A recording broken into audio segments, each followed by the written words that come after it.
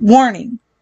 This video contains all parts of the A Choice with No Regrets series, which is a 8-part Attack on Titan Levi Ackerman x female reader/listener series.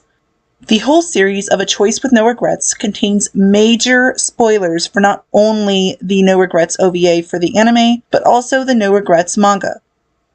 Manga spoilers are in part 8 of the series. Please click off of this video now if you have not seen the No Regrets OVA and or read the No Regrets manga. You have been warned. A Choice with No Regrets.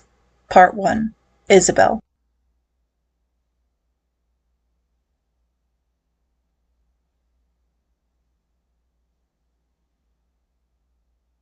Life in the underground is hard for almost everyone, especially the ones with little to no money on them. You've lived in the underground all your life.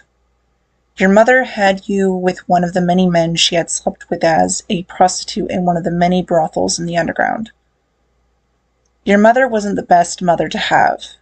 I mean, sure, she cared for you and tried to give you everything that you needed, but it wasn't as much as she should have. On the days where your mother wasn't taking care of you like she should have been, she'd have another prostitute that worked in the same brothel by the name of Kuchel to take care of you while she was with a client. Your mother trusted Kuchel since she had a son, Levi, that was the same age as you, so Kuchel took care of you like you were her own daughter when your mother wouldn't. That is, until she got sick from an unknown illness and died. You and Levi were 8 years old when Kuchel died, and not too long after her death, Levi was taken in by his Uncle Kenny. Sadly, you had to say your goodbyes to Levi after Kenny refused to take you in too. It was hard, not only for you, but for Levi too. Levi was your one and only friend, your best friend, in fact, and when the two of you were saying your goodbyes, he made a promise that he would visit you every now and again to make sure that you were safe and taken care of by your mother. While Levi was with his uncle, he only checked up on you a few times. You saw him around the underground, but it was only in passing since you knew that your mother would have gotten onto you for straying off to talk to him. 6 years had passed when you and Levi crossed paths again, after not seeing each other in just about 3 years. While you were getting caught up in what had been going on since the last time you had seen him, Levi had told you how one day, not too long before he had found you again, Kenny had just left, without a word, leaving him alone to defend himself on the streets of the underground. After reuniting with Levi and convincing your mother to let him stay with you and her, Levi taught you everything that Kenny had taught him so that you knew how to defend yourself and how to use ODM gear. Another 2 years pass before your own mother dies from an unknown illness, leaving you and Levi to leave the brothel and defend yourselves on the streets of the underground.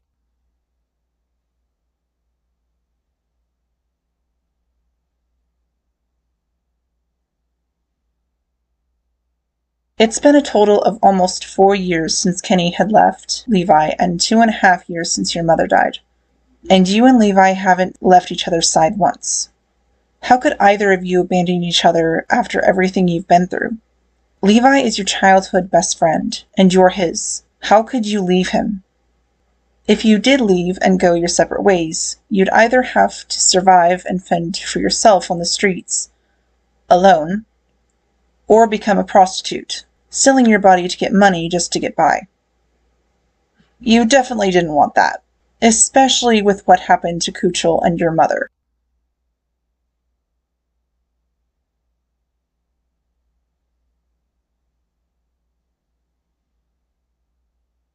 After surviving on the streets for almost 2 years, you and Levi met your other best friend, Furlon Church. You, Furlon, and Levi share a little apartment together where the three of you have made a sort of community with a few of the neighbors, helping each other survive and raise up enough money to get out of the underground and up to the surface by doing jobs.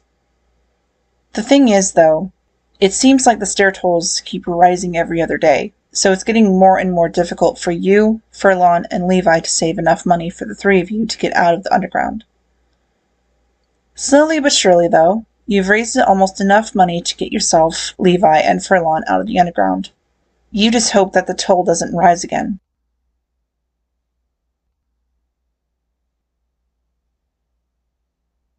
You sit next to Levi at the small table in the kitchen as he's cleaning off his knife and Furlon is giving a cut of money to some of the people from around the neighborhood. Here.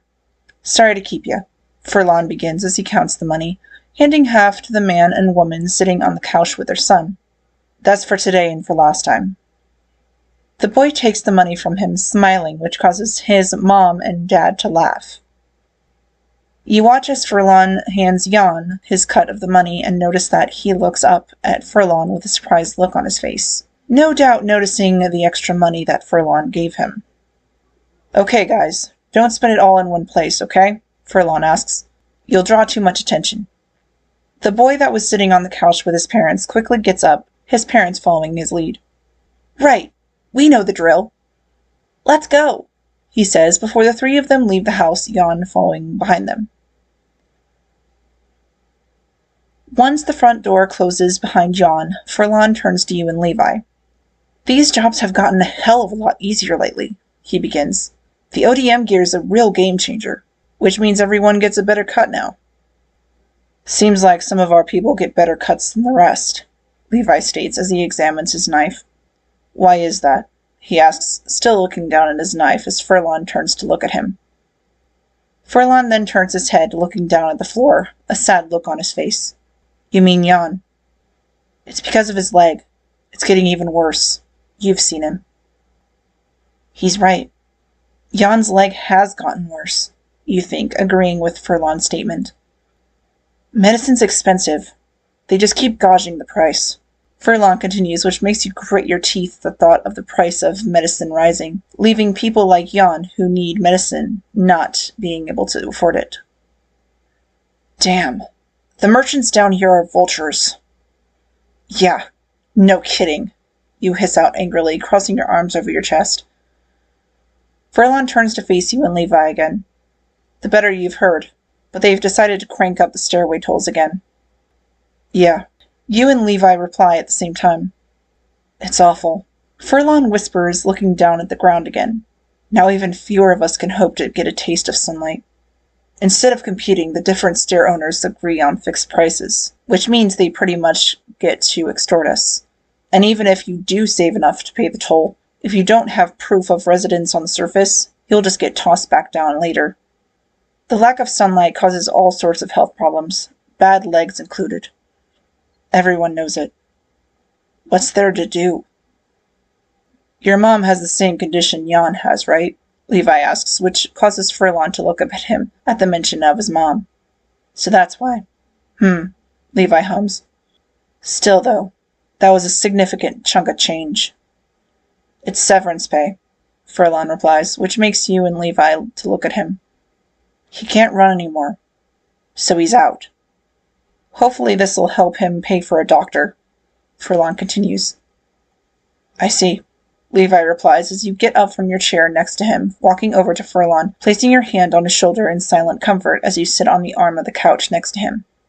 At your touch, Furlon looks up at you and gives you a small smile and thanks, which makes you smile back at him, reassuring him that the three of you will get to the surface one day. You watch as Furlon pulls out the rest of the money he left over. Just how much more do we need to get to live up on the surface? Furlon asks while looking down at the money in his hand. A sudden thump against the front door of the apartment stops you or Levi from replying. You, Furlon, and Levi all get up, looking at the front door in surprise. You draw your knife from the little knife holster around your calf as Levi starts walking towards the front door, his own knife in hand, just as another thump comes from the door. After hearing no other thuds against the door, Levi turns to you and Furlon. Without a word, Furlon slowly walks up to the door, his own knife in hand as he grabs the doorknob. Before he opens the door, Furlon looks at both you and Levi, to which you both nod, silently telling him to open the door, and that the two of you are ready to attack whoever it is at the door if you need to. Furlon turns back towards the door, swinging it open, revealing a young girl with reddish-brown hair who falls forward since she was probably leaning up against the door. She lands in front of you and Levi, groaning in pain as she lands on the ground hard. Ouch. I thought we were getting raided, Furlon says, causing you and Levi to both look at him. Don't scare us like that, kid. Don't call me that, the girl hisses up at him. Ever. I'm not a kid. You're not? Levi asks her. Well then, I won't feel bad about running you out of here. You got my floor dirty. If you get lost now, then I'll forgive you. What's the deal? You too weak to stand? Furlon asks her. Of course I'm not, the girl exclaims. Just get off my back, she continues as she slowly tries to sit up, holding something in her right hand. You're scrappy, I'll give you that, Furlon comments. This way! You hear a gruff voice exclaim from outside, which causes the girl to gasp out slightly in surprise as she continues to try and stand up. She tries to get up too quickly, causing her to tumble sideways and sit leaning against the front door with a thud. So, somebody chased you here, Levi says. What's the plan? Furlon asks him.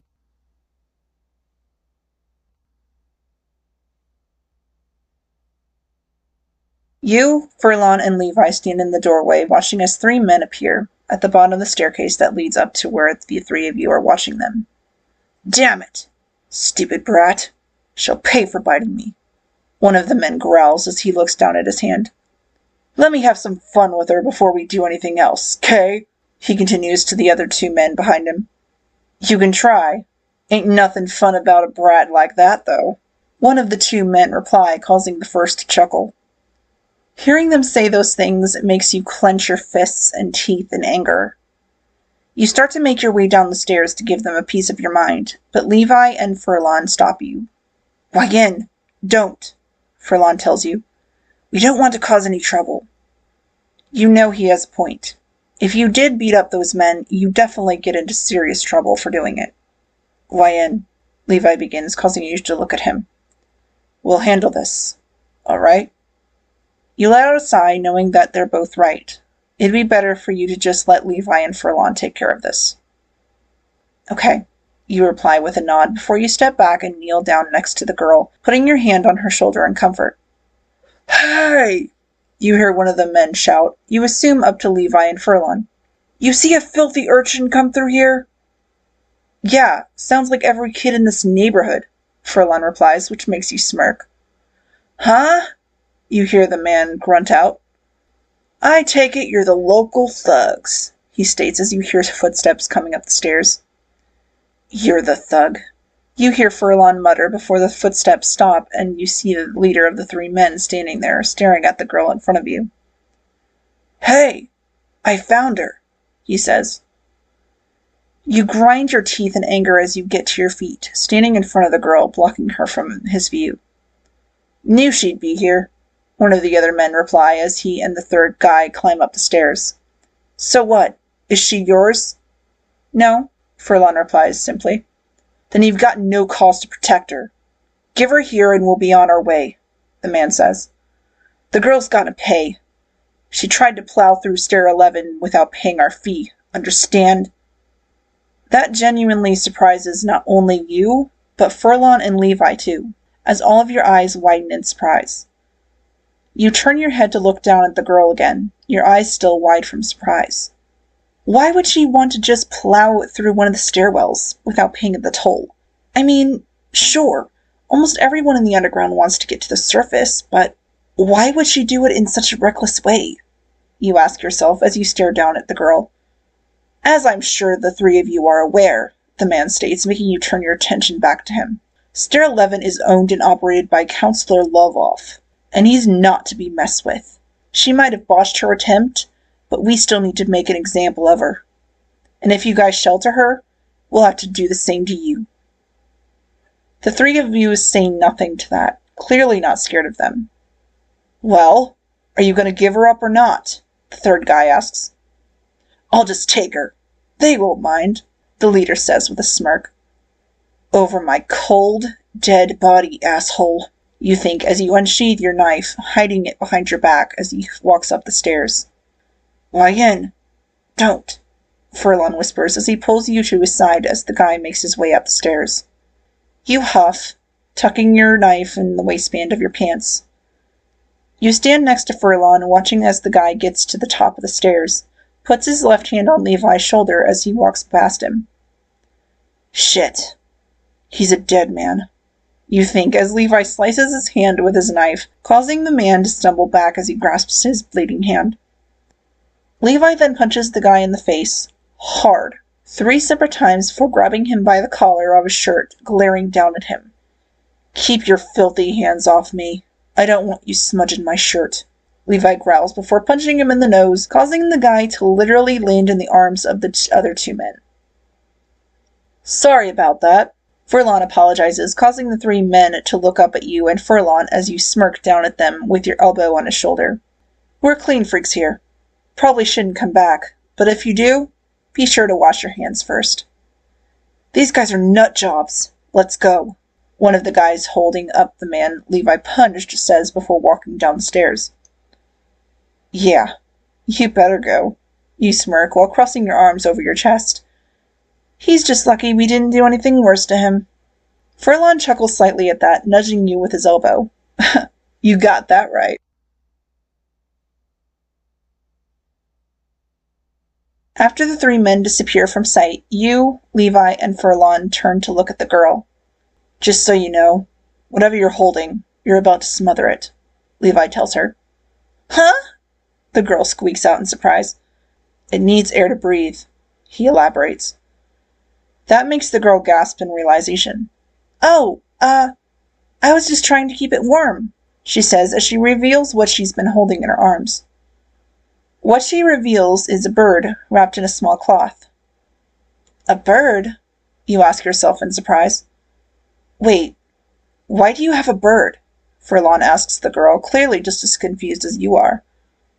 I think it flew in through a crack and ended up getting lost down here, the girl explains. So I'm gonna help it get back to the surface. What? You serious? Furlon questions again in surprise. You really tried to break through one of the stair holes just to help a bird? He hasn't been flying, the girl answers while petting the bird gently. I'm sure it would rather do it under the sun than stuck down here. At that, you kneel down next to her, looking down at the bird.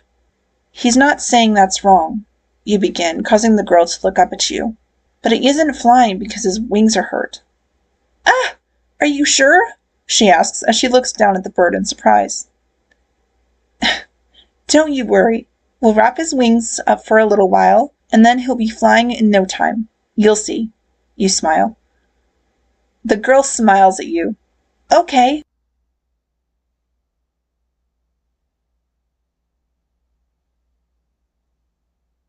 A little while later, you're sitting on the couch wrapping the bird's wings in bandages as the girl watches you eagerly. There, all done, you smile. Huh, you're good at that, she exclaims with a smile on her face. Say, we never swapped names. Mine's Isabel. What's yours? She asks. Oh, I'm Wayan, you smile. And these 2 are Furlon and Levi, you continue as you look over to Furlon and then at Levi. Cool. Hi, Isabel greets you and Furlon before looking over at Levi, who's sitting at the dining room table. Levi, huh? She asks. I think I'll call you bro, she smiles. Levi turns to her, a stoic expression on his face. Come again? Hey, I want in. Let me join your gang, okay? She asks, causing you to look at her in surprise. I know you guys. You're the ones who have ODM gear. I've seen you flying around. I've always been so jealous of you. You're just as free as birds. So please, let me fly too. I'll learn fast, she begs. Well, Levi? Furlon asks from his spot on the couch next to you as you turn to look at Levi. Levi stares at Isabel for a second before getting up from his chair and walking towards the front door without giving her an answer. Well? Isabel asks him, clearly wanting an answer. Levi stops and turns his head to her. If you're going to stay with us, before you learn how to fly, you'll learn how to clean. And with that, he exits the apartment, closing the door behind him. After Levi leaves, Isabel looks over at you and Furlon for confirmation that she can stay. You smile at her and nod, telling her that Levi meant that she can stay. At your silent confirmation, she turns around in her chair, facing the door with a big grin on her face. "Thanks, bro! You're the best!"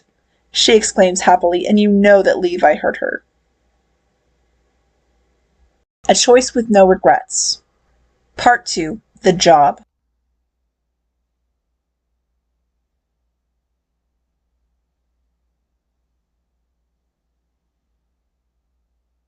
When Isabel told Levi that she was a fast learner, she wasn't lying. You were so happy to see her using her ODM gear and literally flying like a bird like she had wanted when she first joined your group with Levi and Furlon. Over the course of Isabel being in your group, you and her got closer and ended up becoming like sisters. Another thing that's happened since Isabel joined you guys is that the bird that Isabel was trying to bring up to the surface by going through Stair 11 is finally fully healed and ready to go back to the surface. Once you knew that the bird could fly well enough to get back to the surface without any trouble, you, Isabel, Furlon, and Levi found the perfect place to release him. A big crack in the cavern ceiling leading straight up to the surface.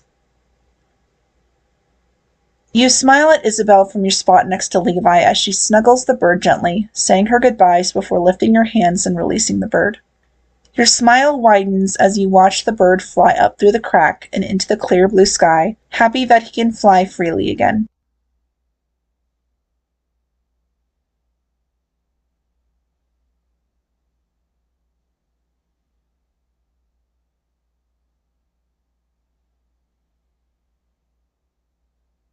After releasing the bird, the four of you had taken your ODM gear off before going out to get some supplies for dinner, and now you're heading back home. Following Levi, Isabel, and Furlon through the archway that leads into your neighborhood, you find an old man in a fancy suit standing in front of the staircase that leads up to your apartment. "What's up, old-timer?" Isabel asks as the four of you stop in front of him. "Need something?" "I've come here to offer you a job," the man answers. "Yeah, well, you're bothering the wrong crew. We're not interested in taking jobs," Furlon replies. "It'll pay you well," the man bargains. "Just get lost," Levi replies, clearly not interested in what the man has to say as the four of you start walking again. The four of you start making your way up the stairs to your shared apartment when the man speaks up again. "You should know that we've already started making you a down payment." That makes the four of you stop in your tracks and you turn to him again. "What are you talking about? We haven't even met you before," Furlon replies. "No, but we have a mutual acquaintance now," the man replies, turning around to face a carriage that's just down the street. "He'll be along soon." "What do you start to ask when you see Jan being led to the wagon by a man in a fancy hat and suit. "Jan!" Furlon exclaims in surprise at seeing Jan being led into the wagon. "His leg requires expert care," the man says, causing the four of you to look at him with wide eyes. "The kind he can only hope to find on the surface. Isn't that right, Levi?" "What are you trying to pull?" you ask him through gritted teeth. "I told you. We're making a down payment," the man states calmly. "Now will you listen to me?" You look up at Levi, wondering as to what his answer will be. Levi's gray eyes meet your own eye-colored ones for a split second before he looks down at the man again. "Yeah, fine," he replies, agreeing to listen to the man about whatever it is he's talking about as Jan is put into the carriage. "Well then," the man begins as he turns to look up at the four of you. "Follow me, please." And with that, he walks away. "Come on," Levi says to you, Furlon, and Isabel as he walks back down the stairs to follow him to wherever it is he's taking you.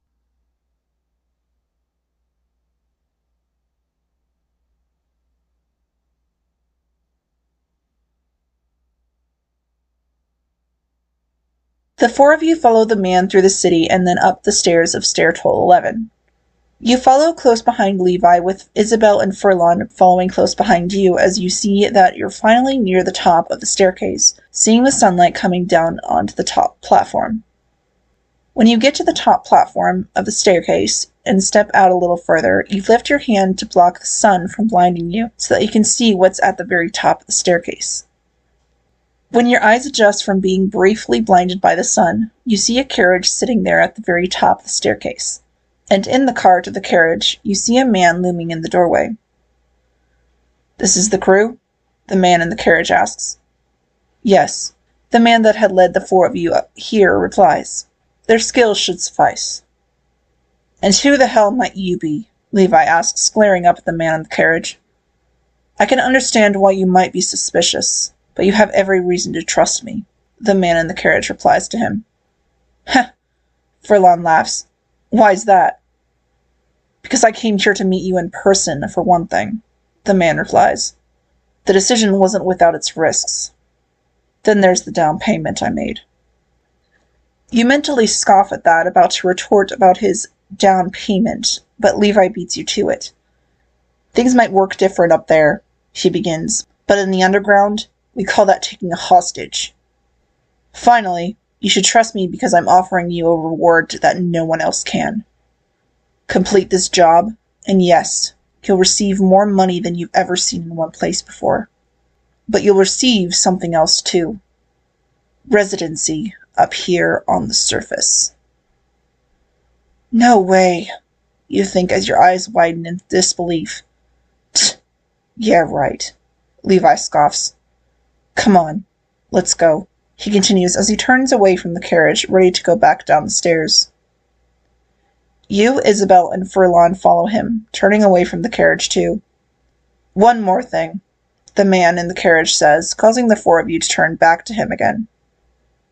"Whether you agree to involve yourself in this business or not, the target will come after you, and soon. Meaning, you're wrapped up in this, like it or not."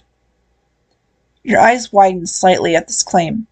"Well, looks like we're going to have to do this job whether we like it or not," you think to yourself. When the target does come after you, and he will, as I said before, be sure to put up a fight. This will show the scouts that you're worth recruiting, the man continues. Once you're in, you'll have two objectives. First, you're to obtain a certain document. You'll find it in Ervin Smith's possession. Your second task concerns the Scout Regiment's section commander, Ervin Smith. The man is a thorn in my side. End his life, in whatever way you see fit. "Let's go," Levi says as he yet again turns away with you, Furlon, and Isabel following behind him back down the stairs. A Choice with No Regrets. Part 3. The Scouts and the Deal.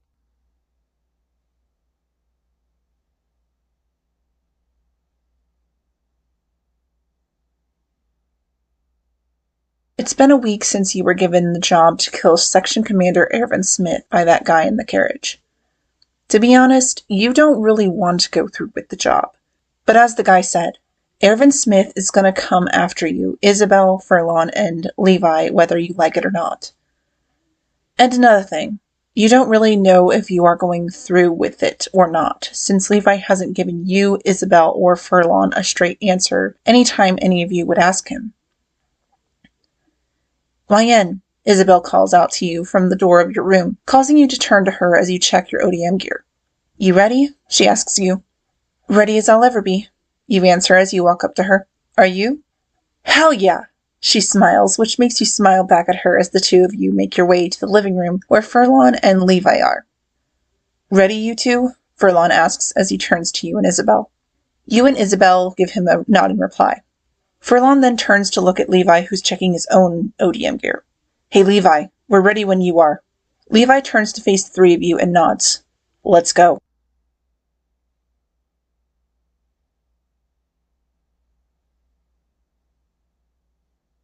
As the four of you make your way through some alleyways, ready to do this job you've been planning for the past week, you can't help but feel like something is going to happen.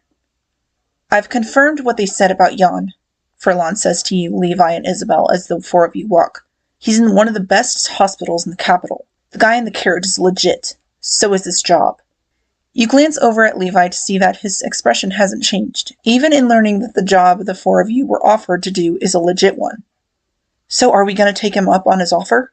Furlon asks Levi, to which he doesn't reply. Come on, Levi. What's the plan?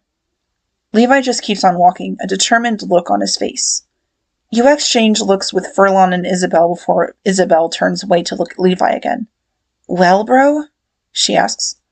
We'll act like nothing's changed.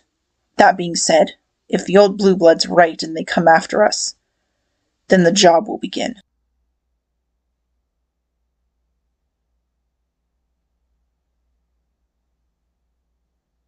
All right, on my count, Levi states to you, Furlon, and Isabel as you look down at the merchants tying up a whole bunch of crates of food onto a wagon. Right. You, Furlon, and Isabel nod at the same time. Levi waits another moment or two, watching the merchants closely. Now, he orders as he starts running across the roof and launching into the air with his ODM gear, you, Isabel, and Furlon close behind him. As you fly into the air, you smirk as you slam into the crates on the wagon, knocking them over and dumping food into the street. Get back here! You hear one of the merchants shout, causing your smirk to widen, knowing that your people got some of the food. Damn it all! They got us again! Somebody, call the MPs! Yeah, like the MPs will do anything. You snicker to yourself as you do a flip in the air, catching up to Levi, Furlon, and Isabel. Woohoo! Isabel cheers happily as the four of you swing through the city. Yeah! You shout, doing another flip, a big grin on your face. Hey, Levi! Look sharp! We're getting tailed! Furlon shouts to Levi. At his words, you look over your shoulder and see 3 MPs following you on their ODM gear, quickly followed by 5 cloaked figures. So they're still after us? These MPs never learn, do they? Isabel asks with a smirk. You got that right. You smirk, knowing that the MPs will just abandon the chase like they always do. Did you hear me, Levi? Isabel asks Levi excitedly. That was a pretty cool line, right, bro? Don't be stupid, Levi retorts, which makes Isabel groan in frustration. You glance behind you again after a few moments and see the 3 MPs stumble and fly back to where their wires were caught, leaving the 5 cloaked figures who stay on track behind you and the others. That's when Levi shoots both of his wires sideways, hooking them to the buildings on both sides of him, shooting back from the momentum as the 5 cloaked figures fly past him. Levi then does a backflip, getting in front of you, Isabel, and Furlon again. Those movements! These guys aren't MPs, Furlon says. No, they're definitely not, Levi replies, agreeing with him. Saw one up close. He was wearing the Wings of Freedom. The Wings of Freedom? You exclaim to yourself in surprise. Then that means they're...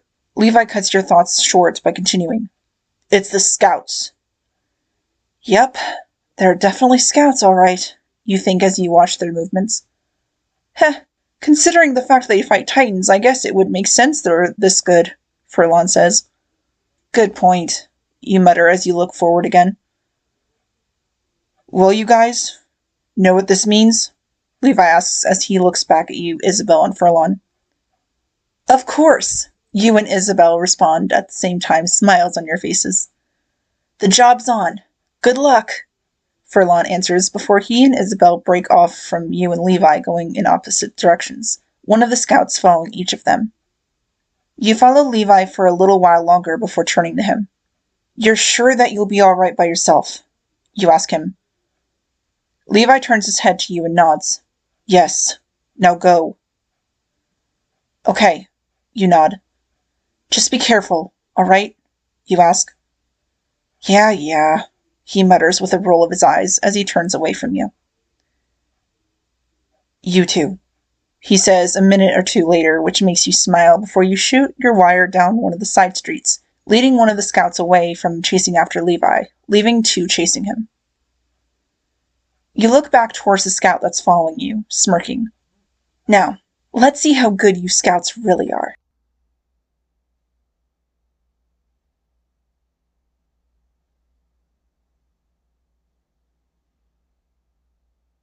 You've been zigzagging through the streets of the city for almost 10 minutes now, and you still haven't lost the scout following you. Damn it! You hiss to yourself with gritted teeth. This guy is good. I can't seem to shake him.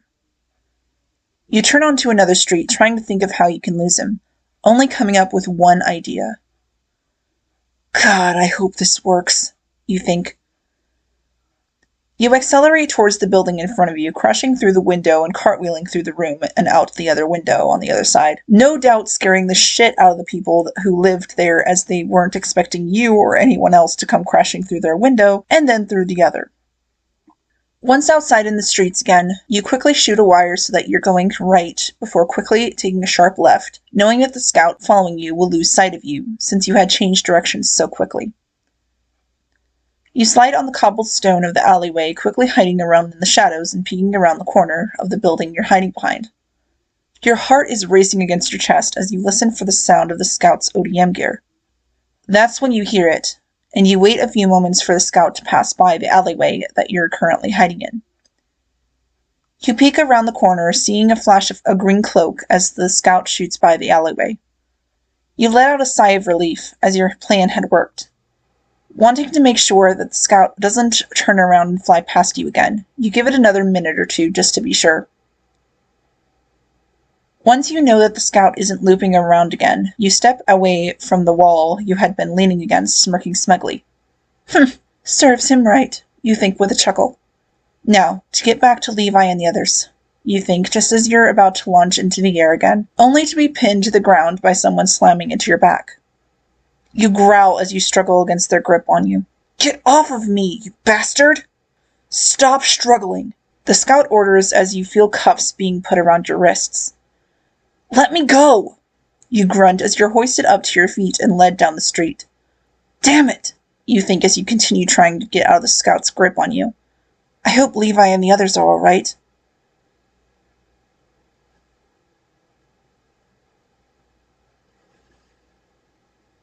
Where are you taking me? You yell as you struggle against the scout's hold on you as he leads you down the side street. Ah! Let go of me!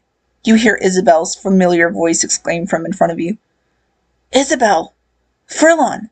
You think as you see the both of them in cuffs, being held by the two scouts that had pursued them. You're guessing that both Isabel and Furlon hear your footsteps as they both turn to you and the scout holding you in surprise. Why, Isabel exclaims in surprise. You all right? Furlon asks you, sounding worried. I'm okay. You nod before glaring back at the scout holding you. This bastard threw me to the ground. But I'm okay. This way. The scout holding you orders as he makes you start walking again. The two scouts holding Isabel and Furlon following close behind. You hear the clashing of swords ahead of you, figuring that it must be Levi trying to fight off the two scouts that had followed him. Coming into a small open area, you see Levi and one of the scouts standing there struggling against each other. Levi, you whisper as your eyes meet his gray ones as he turns his gaze towards you, Isabel, and Furlon as you're led into the open area. Stop pushing! Ow, that hurts! Isabel cries out as she struggles against the scout holding her. Calm down! The scout tells her. No! You too? Furlon exclaims in surprise at the sight of Levi, causing Isabel to stop struggling against the scout holding her. Levi's eyes stay connected with yours for another moment or two before he turns his gaze back to the scout in front of him, slowly letting go of his knife, letting it fall to the ground beside him. With that, the scout in front of Levi lets him go, putting his sword to his side. Seems you possess sound judgment. The scout in front of Levi smirks. Levi just glares up at him menacingly, saying nothing as another scout forces him to his knees and puts him in handcuffs. You grunt as you're forced to do the same beside Furlon and Isabel. I have some questions for the four of you. The scout in front of the four of you says. How did you obtain your ODM gear? He asks, holding one of the blades from Levi's ODM gear. The four of you stay silent, not answering his question. You're all quite skilled at maneuvering with it. Who was it that taught you how? He questions further. The four of you still don't answer. You watch as the scout in front of you lowers the blade in his hand, walking up to Levi. I take it you're the group's leader? He asks Levi. Just how much military training do you have? At his questions, Levi lifts his head up and glares up at the scout in front of him angrily, staying silent. That's when the scout behind him grabs Levi by his head, slamming his face into the puddle of sewage that is directly in front of him. Why, you growl. You jerk!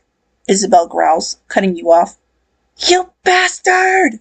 You scream as you try to lunge at the scout who's still holding Levi down, only to be held back by the scout that had caught you earlier. Let me go! You hiss as you struggle against his grip. I'll ask you again. Who trained you in the use of ODM gear? The scout in front of you asks Levi as he glares up at him, his face still in the puddle of sewage. None of us were trained, okay? Furlon exclaims. We taught ourselves. The scout in front of you turns his gaze to Furlon. That's scarcely possible. I don't believe you.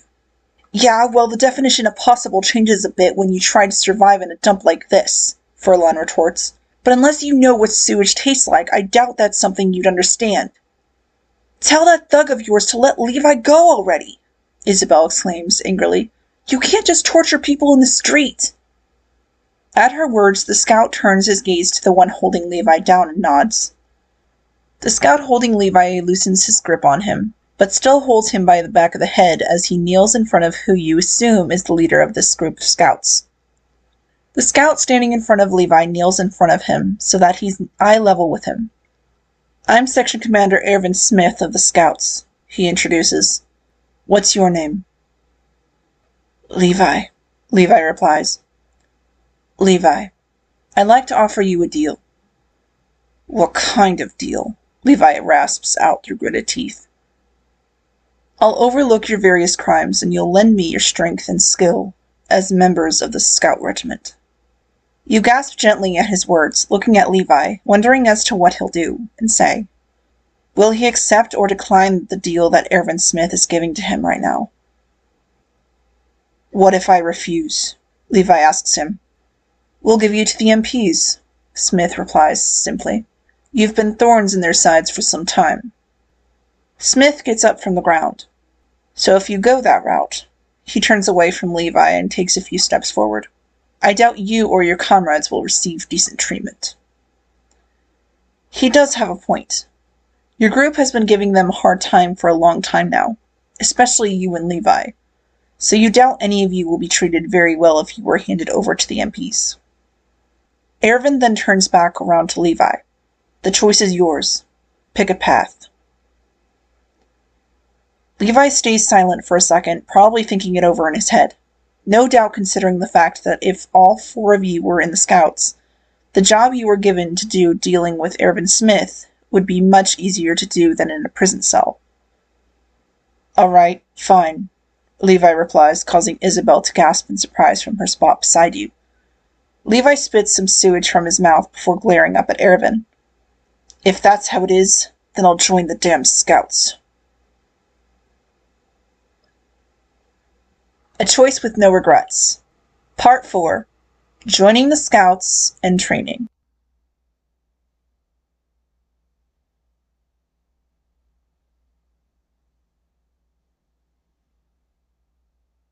You honestly couldn't believe that you're on the surface right now, and official members of the Scouts no less.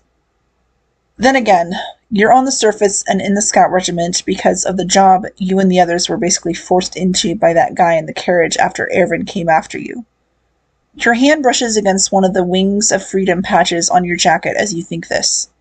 You genuinely hope that you and the others can get this job done so that you can live on the surface and live in the capital for the rest of your lives, not having to worry about surviving.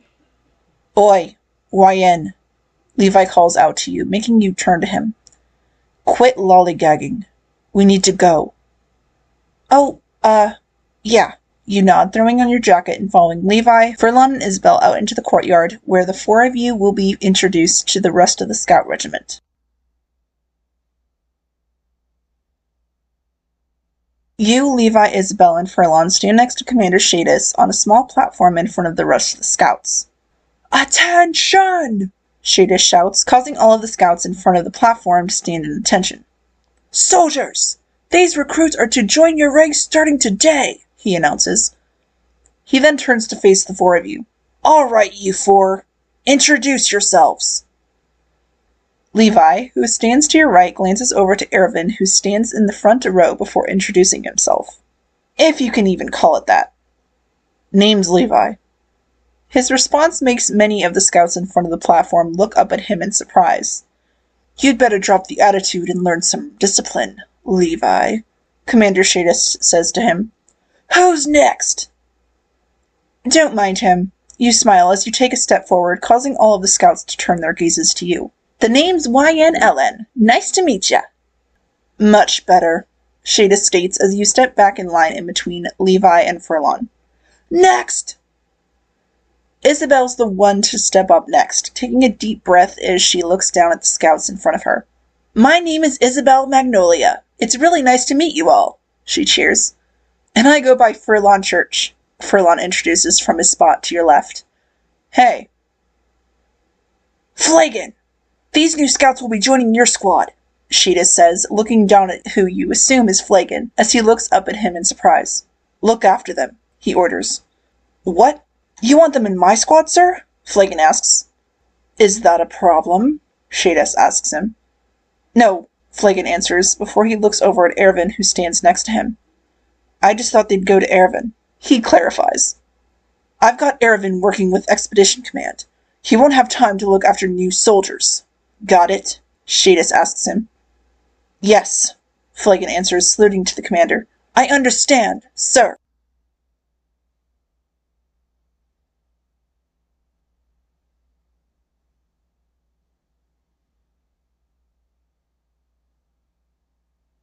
After being shown around the scout headquarters, Flagon leads you, Furlon, Isabel, and Levi into one of what you assume to be the barracks. Welcome to the barracks, he says as the four of you follow him into a room with one row of bunk beds on each side of the room. There sure are a lot of beds, Furlon says as he enters the room. Cool, Isabel squeals excitedly as the two of you walk in side by side. So we'll all sleep in the same room? Women are in a separate building, Flagon replies. Let YN and I stay with our friends, Isabel argues, which makes Flagon roll his eyes at her as he turns away from her. As for you men, you can take these beds. At that, Levi walks up to the bunk bed, lifting his hand up under the top bunk, scraping dirt from underneath it. He's gonna make us deep clean the beds, you think as you see the disgusted look on his face as he lowers his hand. Listen, I know you spent your whole lives in an underground trash heap, but try and keep this place clean, Flagon says while looking at Levi. Oh boy, you shouldn't have said that, you think as you watch Levi turn to him angrily. Huh? Levi, I don't think... You try to stop him, but he ignores you, stomping over to Flagon angrily. And if looks could kill, Flagon would be dead right now. Hey, what's the death glare about? Flagon exclaims as Levi glares up at him. Are you trying to start something with a superior officer? Is that it? Before Levi can do or say anything, Furlon steps forward, putting his arm in front of Levi so that he can't do anything. No. We're sorry, and we're on it, sir. Our beds will be spotless, Furlon says before trying to do the salute to Flagon. Tch, Flagon scoffs. You're going to start training bright and early tomorrow. Be ready, he tells the four of you as he starts to walk out of the room. And if that's a salute, you should flip your fist, he continues to Furlon before he closes the door behind him. Once Flagon's gone, Furlon turns to Levi. Levi, no more insubordination. They'll be watching us closely enough as it is. That piece of shit. Levi starts turning to Furlon as he wipes his hand off with the cloth. Just implied that we might get his house of shit dirty. Doesn't that piss you off? He asks. No, I don't care, Furlon answers, because I remember we let them recruit us for a reason. He's right, Levi, you state, causing Levi and Furlon to turn to you. What we need to do is focus on the task at hand and keep our egos out of this. Yeah, I hear you, Levi agrees.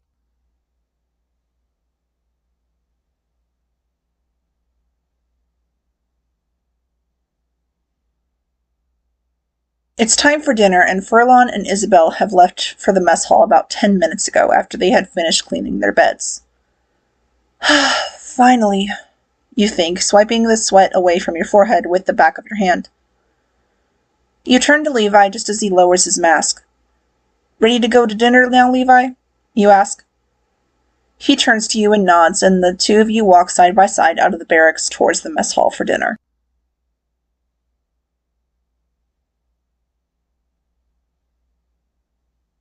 As you and Levi are walking through the courtyard that leads to the mess hall, you see Commander Shadis and Ervin Smith walking away from a carriage. Shadis probably going to dinner, and Ervin walking straight towards you and Levi, most likely to his office before he heads to dinner himself. At seeing Ervin, Levi tenses up beside you, clenching his fists in anger as the two of you continue walking towards the mess hall. As the two of you pass Ervin, you can feel just how much tension there is between him and Levi. You know that Levi is determined to kill Ervin for what he did to him in the underground after the four of you were apprehended, but you also know that it's important to not let his want to kill Ervin get in the way too much. You pass Ervin without having a problem, so you keep walking towards the mess hall, only to hear Levi stop.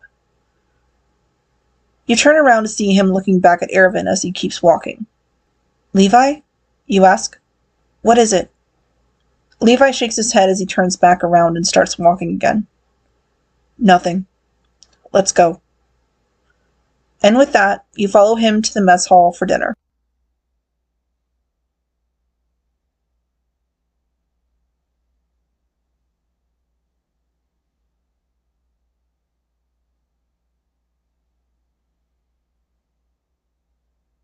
It's the next morning, and you, Furlon, Isabel, and Levi have started your training. You and Isabel were told to learn how to ride horses, while Levi and Furlon learned how to kill titans while using their ODM gear. You were given a dark brown horse, while Isabel was given a gray horse that she seemed to get along with right away.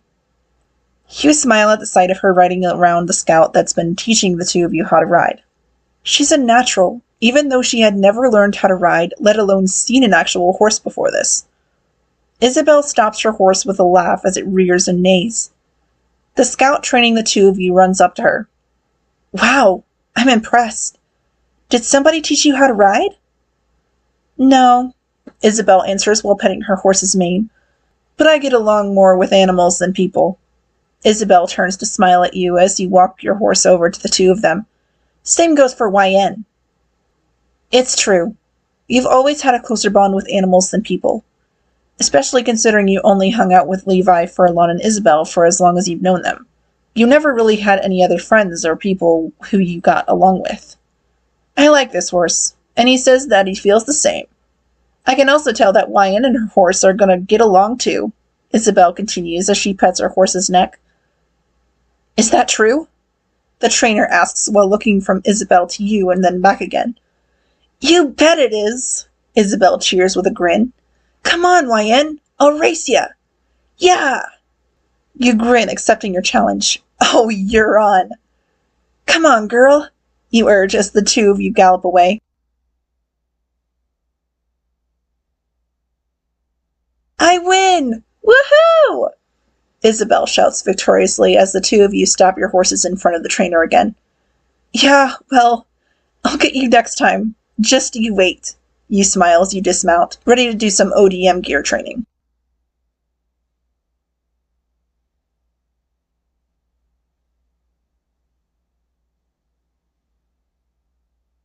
To say that it feels good to have ODM gear on is an understatement. Ever since Levi taught you how to use it all those years ago, it's kind of just become a part of you whenever you use it, like a second skin. After learning how and where you should strike a titan, you and Levi unsheath your blades ready to go through the course. Levi's holding his blades backwards, whereas you're holding them correctly. All right, you punk, those weren't meant to be held like that, Flagon says to Levi. Stop trying to look cool and learn to do this by the book, unless you want to be the first to die outside the walls. Seems like he's just asking for Levi to do something to him, you think as you glare at him. Luckily, Levi doesn't do anything to him. He just turns towards the forest where the two of you are to slice the napes of the dummy titans throughout the forest. I bet going off book would get you killed, Levi retorts. Wait, what'd you say? Flagon asks angrily. I just need to split the back of the Titan's neck, right? Levi asks, his back still turned to Flagon, Hanji, and Moblit as they stare at him in surprise. He then turns to face Flagon. Then I'm going to do that however I want. Levi then starts to walk away. Let's go, Wayan. You huff with a smug smirk at Flagon as he grits his teeth, glaring at Levi as you turn to follow him. Serves him right, you think as you stand next to Levi. Ready? He asks you while still looking straight ahead. Ready. You nod. Let's go, he says, firing off a wire and shooting off into the forest with you right behind him.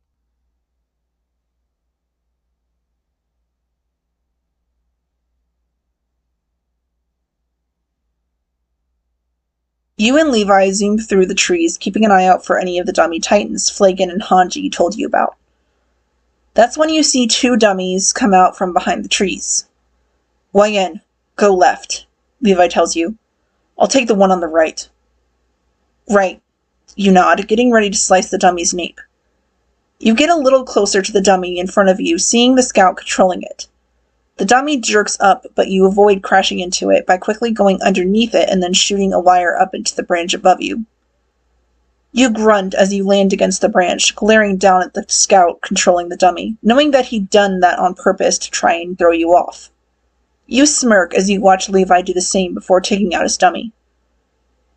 You look down at the dummy below you, gripping your swords tightly, before launching off the branch and slicing the dummy's nape with your blades, cutting it nice and deep with a grunt. Once the dummy's taken care of, you turn to see Flagon watching you and Levi as you zoom past him.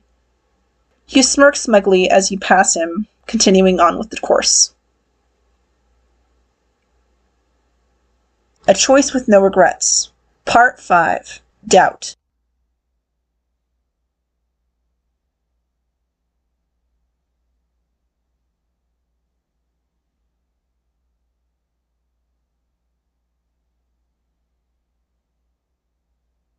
You and the others have been members of the Scouts for almost 3 months now, and you still haven't found that document that the guy in the carriage had told you about. You and the others have looked everywhere for it. The only place you haven't looked is Ervin's room and office. That is until today. Right now, you, Isabel, and Levi are making sure that Ervin doesn't come to his office before Furlon finishes looking through it for the document. Ervin is in the commander's office, discussing the upcoming expedition beyond the wall, so this was the perfect opportunity to check his office. Come on, Furlon, you think, as he still hasn't finished looking through Ervin's office for the document. Woohoo! You hear Levi give the signal that Ervin's coming. Shit! You think through gritted teeth before repeating the signal so that Furlon can hear it in Ervin's office so that he can hopefully get out of there in time, or hide.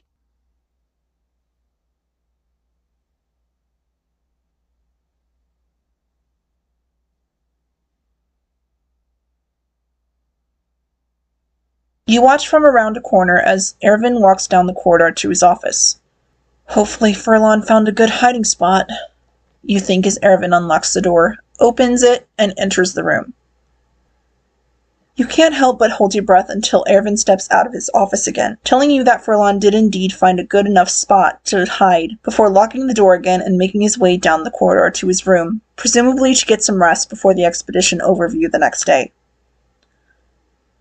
You wait until you hear the door of his room close behind him before you walk up to his office and knock. Furlon, you can come out now. He's gone, you say into the room.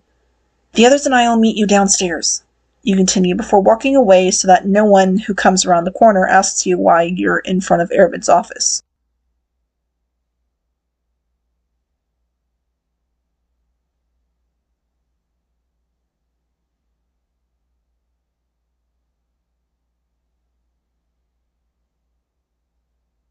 I keep coming up empty, Furlon begins as you, Levi, and Isabel listen in on what he'd found in Ervin's office when he searched it.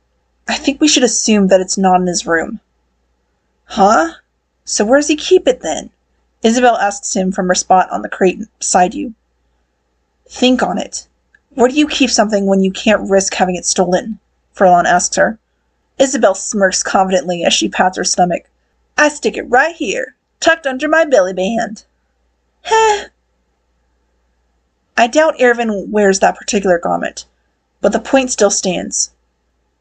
Yeah, he's probably keeping this document on him. He does have a point.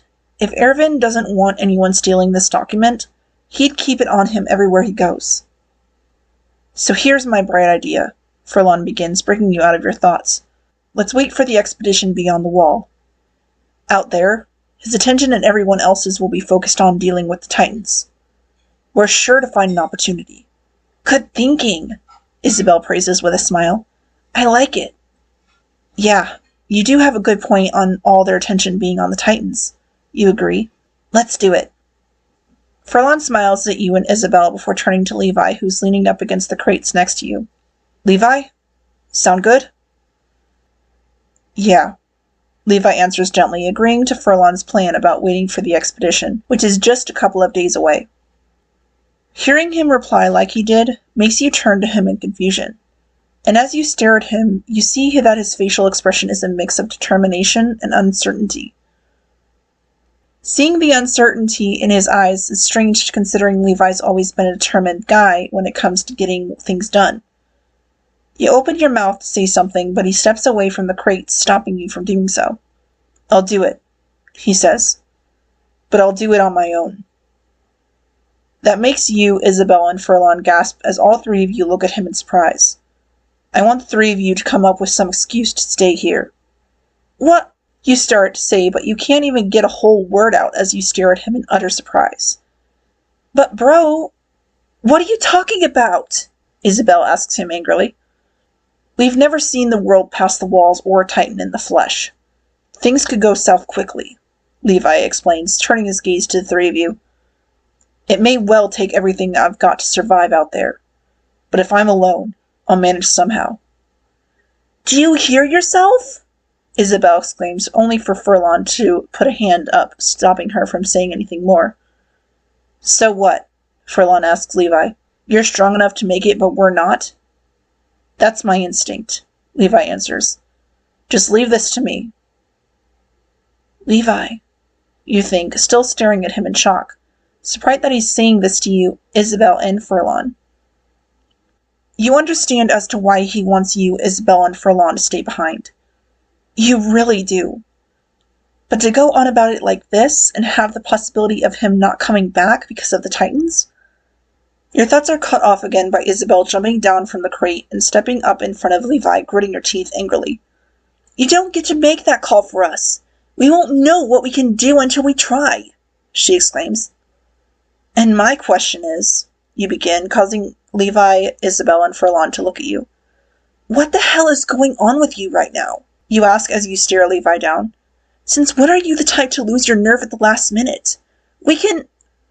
Either I go alone or we drop the plan, Levi exclaims, cutting you off. That makes your eyes go wide in surprise again.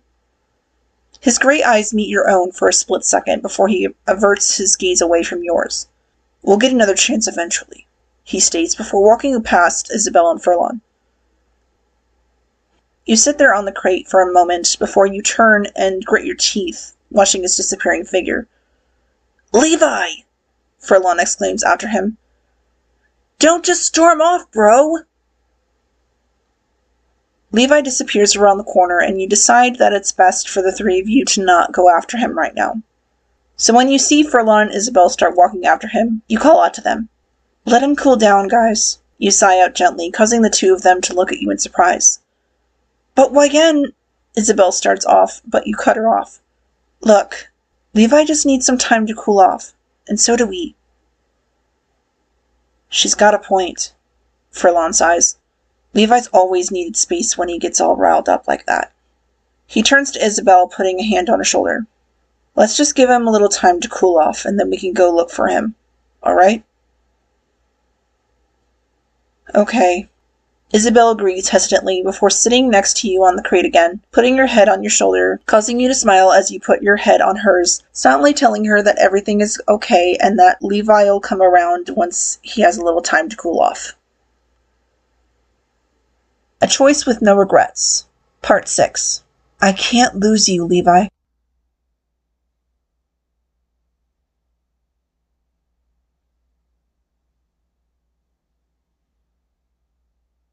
After giving Levi 15 minutes to cool off after he had stormed off from the three of you earlier, you, Isabel, and Furlon decide to search the headquarters for him.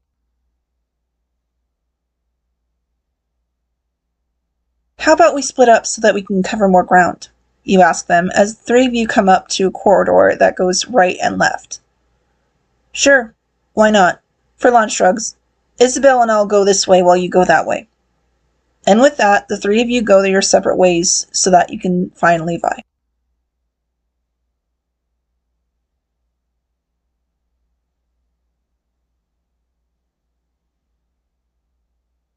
After searching all of the areas you could think of without finding Levi, you come up with one final possibility as to where he might be so that he can be alone. When you and Levi were in the underground and he'd be irritated or angry about something, he'd always go up to one of the cracks in the cave ceiling to relax and cool down. So with that in mind, you head to the roof of the scout headquarters, figuring that that would be where he'd be right now.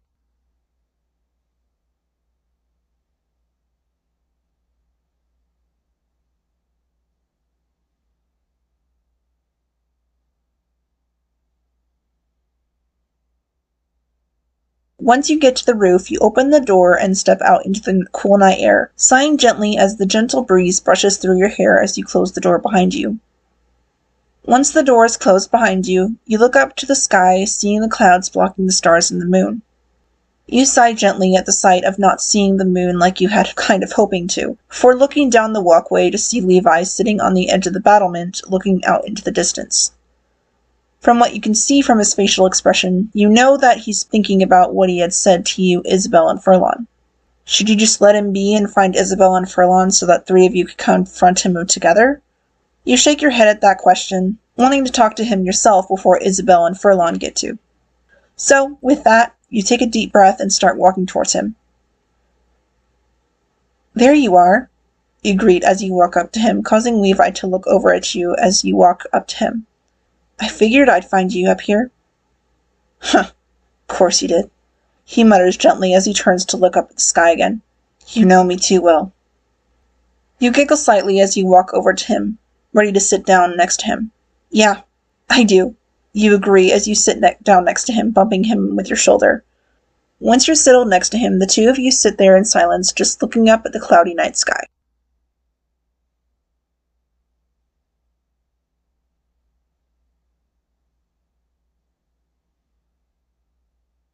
Why did you come up here, Wyan?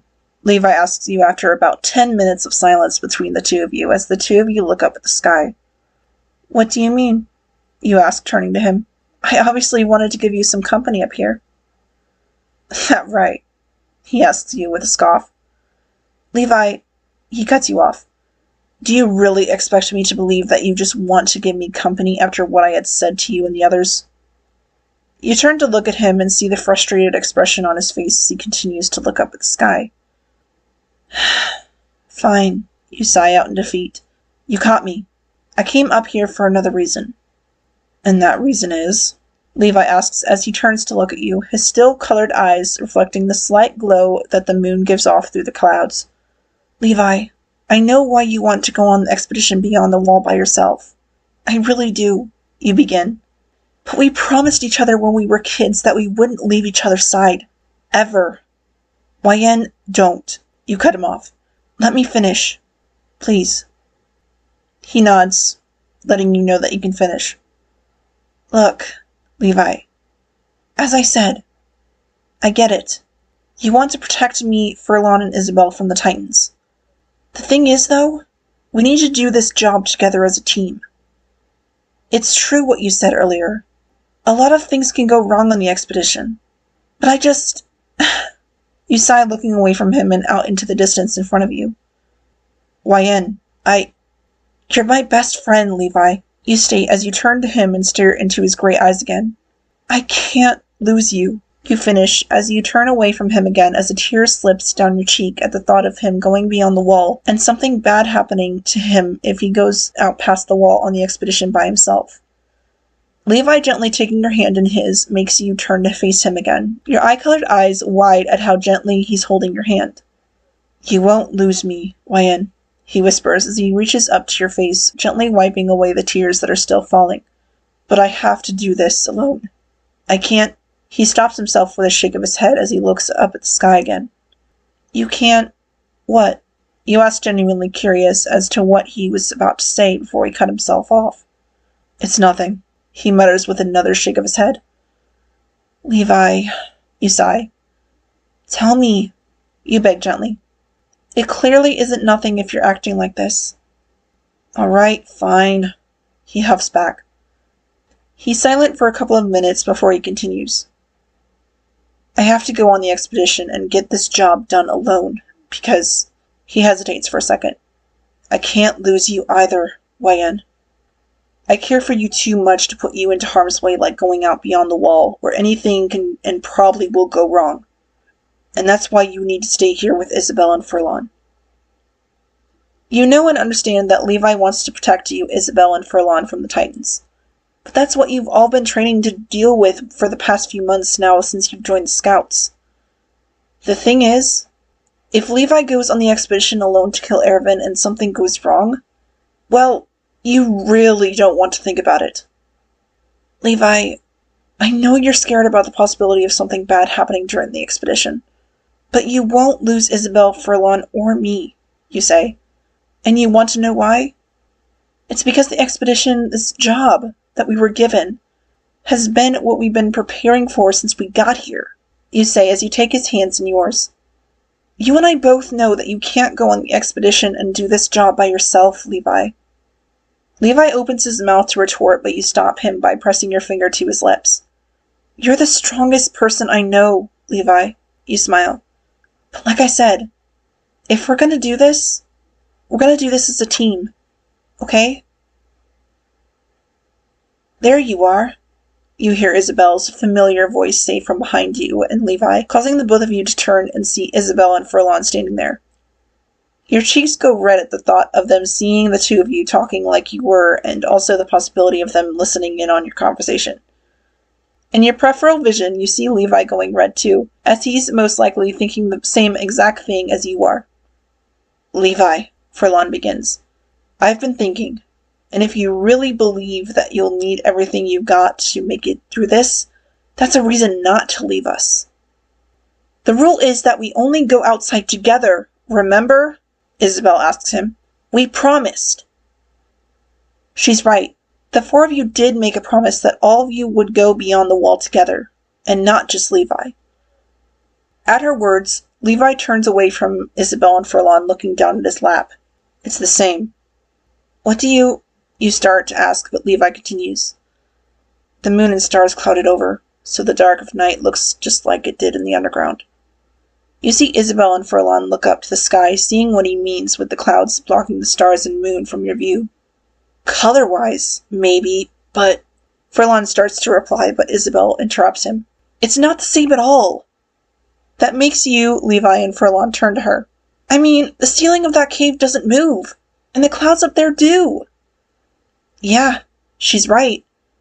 It might look similar for now, but the sky can change, and that sets it apart, Furlon states.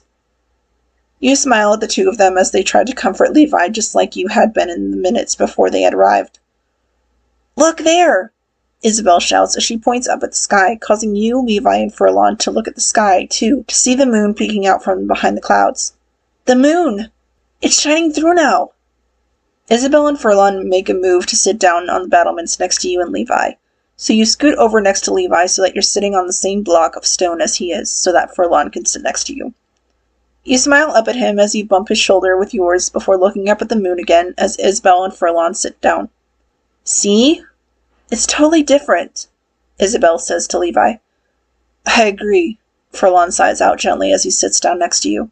This is nothing like the underground.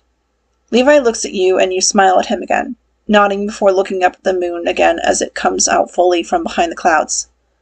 Yeah, you sigh to yourself as you lean your head onto Levi's shoulder, looking up at the moon and stars. This is nothing like the underground. We will never have to go down there again, Furlon says. There's never been a job that the four of us couldn't handle together, Isabel states. Titans might be dangerous, but we are a damn good team. Damn right we are. You smile as you lean away from Levi's shoulder. Levi, Furlon says, making Levi look over at him. We're asking you to have faith in us.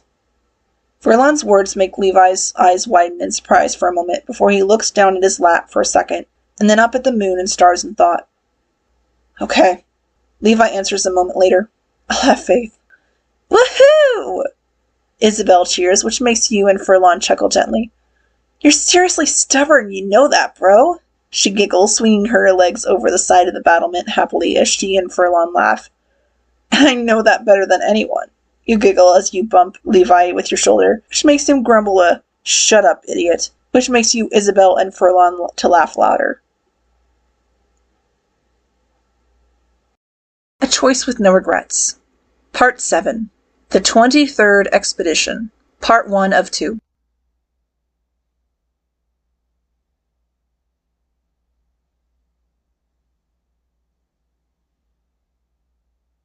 The sound of bells ringing echoes through Shinganshina as you and the rest of the scouts ride your horses to the gate. As you make your way through the city on your horse, with Levi, Isabel, and Furlon beside you, you can't help but be nervous about this expedition. Trying to stay calm, you take a deep, slow breath to calm your nerves that you've had all day since you left HQ this morning. Wyan, Levi's voice asks from beside you. You turn to him with a hum. You all right? You seem nervous. He asks you, and you can tell that he's kind of worried even though he doesn't really show it. You nod, giving him a small smile. I'm all right, really. I'm just a little nervous about going beyond the wall. That's all. You continue as you turn your gaze ahead of you again to see that the front of the regiment has reached the gate and has stopped. Levi doesn't respond to you, but you assume that he understands why you're nervous. Anyone would be nervous about going beyond the wall and seeing a Titan for the first time after being in the underground their whole lives, like you and the others had been before you joined the Scouts. Open the gate! You hear Commander Shadis exclaim, his voice echoing through the streets of the city. You watch as the gate starts opening, and you can't help but grip your horse's reins tightly. The day has come for us to take another step forward. Show me the fruits of your training, and show the Titans we meet that humanity still has its pride. Shadis's words causes everyone around you to raise either their swords or fists in the air as they cheer. The gate opens fully, and you can hear and feel the breeze coming through the opening from the other side. Your horse whinnies slightly, and you can tell that she's nervous. Easy, girl, you say gently as you pet her neck gently, instantly calming her down. The 23rd Recon mission has finally begun! Now all forces, advance! Shadis shouts as he charges through the gate.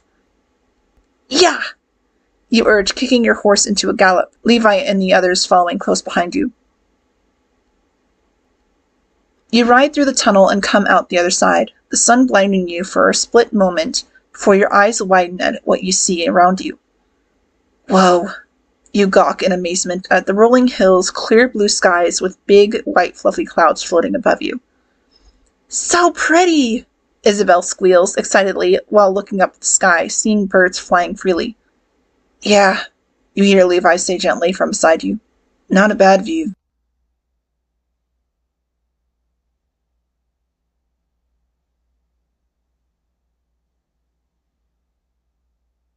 You and the others have been riding for about an hour now, and there haven't been any Titans spotted by any of the squads. You just hope that when anyone sees any Titans, there won't be too many so that they can be taken care of quickly. Hey! Stop gawking! The familiar voice of the scout who had taught you and Isabel how to ride shouts to Isabel, who had been gawking up at the sky. You need to stay alert. There's no telling when we'll run into the Titans, so we can't afford to act like tourists. Ha! Isabel laughs confidently. If a Titan shows up here, we'll take it down no problem. Shut up! The scout scorns, causing Isabel to flinch at her loud voice. That attitude will get you killed. What's the matter with you? Isabel asks her in confusion. You're too confident. You won't get what I mean until you've seen your first Titan face to face. I can't tell you how many elite soldiers they've devoured. Well, that's very reassuring, you think. Titan spotted! A scout shouts from ahead of you, causing you and the others to turn your gazes to see a lumbering, human-like figure waving its arms over its head as it runs. It's a 15-meter! Advancing from our 1 o'clock! You grimace at the sight of the Titan's face as it's frozen into an ugly smile with unblinking eyes. So that's a Titan? Furlon asks out of both nervousness and surprise as you stare at it in surprise. We've got 3 more Titans! Another scout shouts from your right. 10 meters! All 3 of them! They're coming in from our 6! You turn to see 3 more Titans making their way towards your squad from behind you. Prepare to engage! Switch to ODM gear! Commander Shadis commands from the front of the formation. You watch as some of the veteran scouts try to take down the 15-meter Titan that was spotted first, one of them getting devoured before Flagon cuts it down. Not bad, Levi mutters from beside you. Yeah, you agree. That's when you hear it. The sound of 3 pairs of thundering footsteps behind you. Behind us! Isabel shouts from behind you, causing you and Levi to look back to see the 3 10-meter Titans gaining on Isabel and Furlon. They're catching up! Just keep riding! Let us veterans deal with them! Flagon exclaims. You're willing to follow his order to just keep going and let the veterans deal with the Titans when you hear Levi let out his signature ch before you see him turn his horse around, galloping straight for the Titans. Levi! You shout, but he ignores you, heading straight for the 3 Titans right behind Isabel and Furlon. You grit your teeth at his stubbornness. Damn it, Levi! You hiss before turning your own horse around, following him. Levi! YN! You hear Furlon exclaim as the 2 of you gallop past him and Isabel. YN, what are you doing? Levi asks as you catch up to him on your horse. What does it look like? You ask. I'm giving you some backup.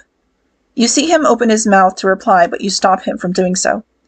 And no, I'm not going to turn around now and let you handle 3 Titans all by yourself. I'm helping you whether you like it or not, you exclaim before he can say anything else to you. Fine, Levi relents. You take the one on the right, while I take the one on the left. We'll deal with the 3rd one when we've finished them off. You nod, agreeing with the plan before he jumps off his horse, firing a wire and shooting off towards the Titan on the left. Let's do this, you say to yourself as you too jump off of your horse, hooking it to a tree and shooting into the air towards the Titan on the right. You quickly shoot past the Titan's legs before turning around and quickly firing another wire, aiming for the back of the Titan's head so that it's a straight shot up to the nape. You smirk in satisfaction as your wire hooks and you shoot into the air, up and towards the Titan's nape. Once level with the Titan's nape, you slice it with your swords with a grunt, causing the Titan to fall to the ground with a loud crashing thud. Still in the air, you see Isabel and Furlon fighting off the 3rd of the 3 10-meter Titans. Isabel! You shout as a Titan grabs her with its hand. You shoot a wire ready to help her and Furlon out, but Isabel cuts one of the Titan's fingers off, resulting in her to be let go of just before Furlon takes it down by cutting into its nape. You sigh out in relief as you land on the ground, watching as all 3 of the Titans have been taken down. You quickly put your swords away, walking up to your horse as she trots up to you. Good girl. You smile, petting her muzzle gently before mounting her and making your way over to the others with Levi. All targets have been eliminated! Get back in formation! Quickly! You hear one of the section commanders exclaim as you and Levi make it to Isabel and Furlon. Way to go, you guys! Furlon exclaims. Did you see me and Isabel take the other one down? Bro, YN, we did it! Isabel cheers happily. We pulled it off! Yeah, YN and I saw it all. You did well, Levi replies with a small smile. You smile as you ruffle both Isabel and Furlon's hair gently, which makes them chuckle slightly. Good job, you guys. Thanks, YN. They both smile and you nod, smiling back. The sound of a horse whinnying makes you look up to see Ervin coming up to the 4 of you on his horse. I'll say this, he begins, causing Levi, Furlon, and Isabel to turn to him. For your first encounter, you did remarkably well. His blue eyes then look straight at Levi as he continues. But you've burned too much gas. You need to conserve it out here. Furlon opens his mouth to retort, but Levi lifts his hand, stopping him as he replies to Ervin himself. Are you saying that saving supplies should take precedence over protecting each other? I'm saying that many of your movements were wasted. You fight like a man who's plagued by self-doubt, Ervin replies, which makes you grit your teeth in anger as you glare at him. You should deal with that before it gets you killed, he states to Levi as he turns his horse around before walking away. That fucking bastard, you growl. Just wait until we catch him on his own. Shh, he'll hear you, Furlon hisses back. Oh, like I'd give a damn if he hears me. He has no right to say anything like that, even if he is a section commander. You roll your eyes as you nudge your horse to walk up to Levi's. Levi? You ask as you look at him still staring after Ervin. You all right? You continue as you place your hand on his shoulder, which causes him to turn to you. His body relaxes as his gray eyes meet your eye-colored ones, and you smile.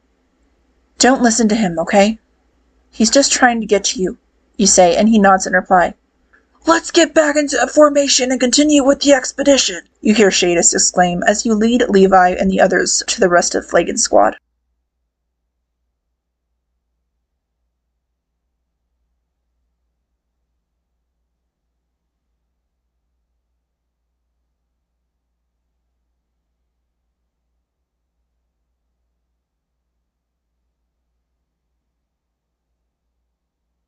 You grunt as you wipe the rain from your face as it comes down hard as you and the others gallop through the fog. I can't even see more than 5 inches in front of me. If we run into any titans in this storm, we're screwed because of the poor visibility, you think. I didn't know rain could come down this hard, Isabel shouts out above the rain and wind. Right?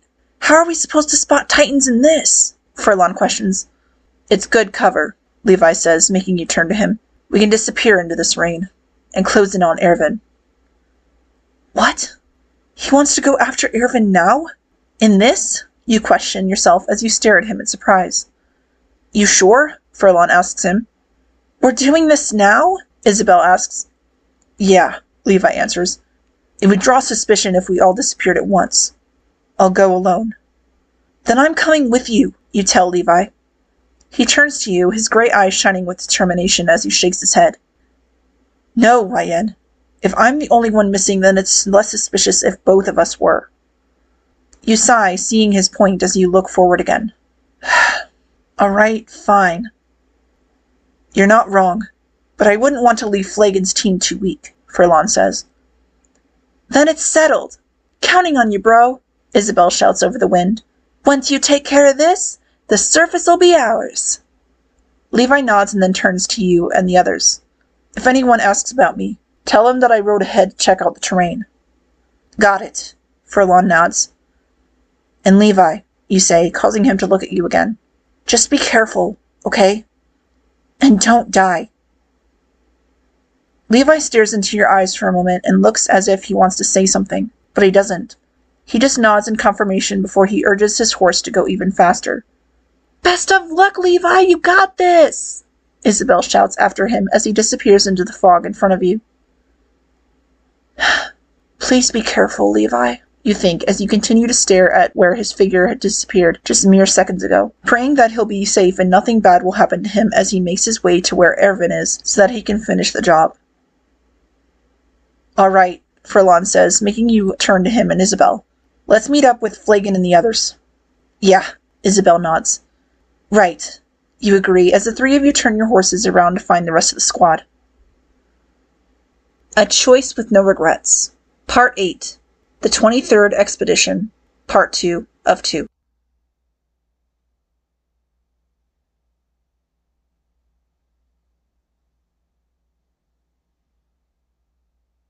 The rain just keeps getting harder, Isabel shouts to you over the wind. I know, you agree. But we shouldn't be too far from Flagon and the others now since that sound grenade we heard sounded like it wasn't too far away from us. So keep your eyes peeled. Right, Isabel and Furlon both nod. Church! Magnolia! Last name! You hear a voice yell out from ahead of you. You squint your eyes to get a closer look at who it is that called out to you. It's Flagon! Furlon shouts as the three of you get closer. You three all right? Flagon asks as the three of you run up alongside him and the rest of the squad. Yeah, we're all right, you nod. Where's Levi? He asks after a moment, clearly confused as to why Levi's not with the three of you. We got separated in the fog, Furlon answers. Did he not hear the sound grenade we shut off? One of the squad members asks from behind you. Is he dead? That makes you grit your teeth in anger. No, of course not, you shout back at him. Levi will come back. You turn your gaze forward again. He has to, you whisper more to yourself than anyone else, hoping that he will indeed come back.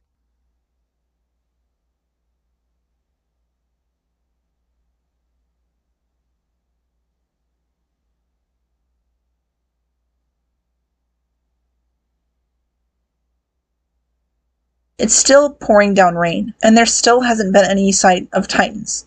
And hopefully it'll stay that way until the storm clears. Just as you think that, you hear thundering footsteps from somewhere in the fog around you and the others.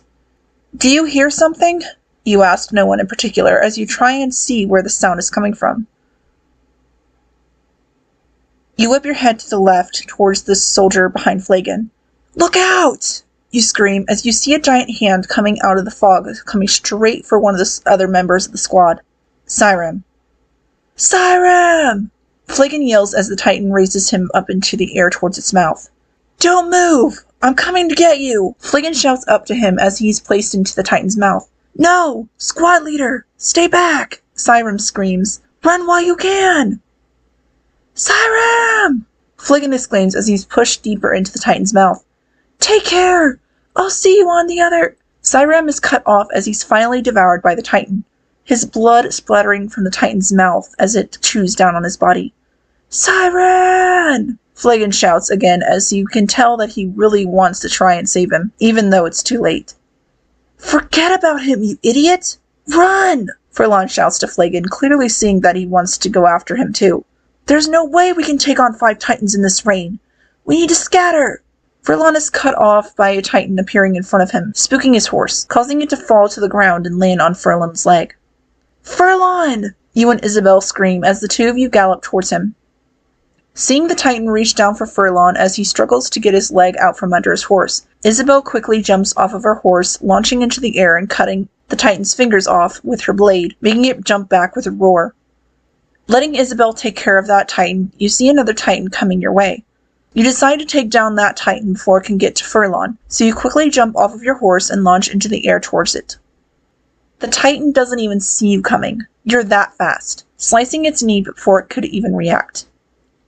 A roar fills your ears and you see another Titan reaching for you as you're flying through the air, watching the Titan that you had just taken down fall to the ground.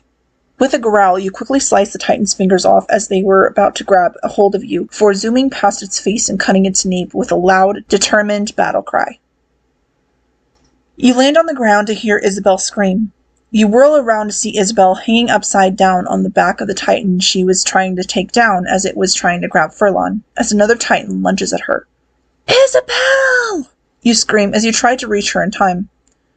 You watch in utter horror as the Titan that had lunged at Isabel chomps down on her body. You feel everything stop at the sight of her blood splattering everywhere, mixing with the rain as it continues to pour down around you. The Titan that had eaten Isabel crushes the one she had been attached to the ground, before turning to face you and Furlon. You land on the ground sloppily at the sight of Isabel's blood on his face as it grins down at you and Furlon. Isabel, you whisper, tears streaming down your face. You fucking bastard! Furlon exclaims as he draws his sword, ready to attack the Titan in front of him. He clicks the button, but nothing happens. What the fuck? It disconnected. Just my luck, he growls. Without thinking, as the Titan tries to grab him, you shoot a wire, taking the Titan down with ease. Why in? You hear Furlon shout as you land on the dead Titan's back, stumbling slightly. Church! Last name! You hear Flagon shout as he flies towards the two of you. You two go find some horses, he orders as he runs up to you and Furlon. Anyone who's still alive should get out of here and warn... Behind you! You scream as you see another Titan appear behind Flagon. There's another one! Furlon shouts as the Titan grabs Flagon, crushing him as you see him cough up some blood. Squad leader! You and Flagon scream. You watch as the Titan that devours Flagon act a lot differently than the other Titans that had attacked you and the rest of the squad had. That's when you remember that abnormal Titans are more dangerous than normal Titans, as they're more intelligent and not so lazy when it comes to moving around. You see Furlon flying around the Titan on his ODM gear about to take it down. No! Furlon! You scream. That's when it happens. It happens so quickly that you can't even believe that it's happening. The Titan's mouth clams around Furlon's bottom half, chomping down immediately, killing him. No! Furlon! You think as you watch the life drain from his blue eyes almost instantly. No! You scream in anguish as you shoot a wire shooting towards the Titan, ready to avenge your friends. You fucking bastard! You scream as you get ready to cut the Titan's nape, only to be smacked back by the Titan's arm, causing you to fly back and crash into the ground before rolling to a stop, finally crashing into a tree at the edge of the clearing. Fuck! You hiss as your body aches from the impact you had just endured. That hurt!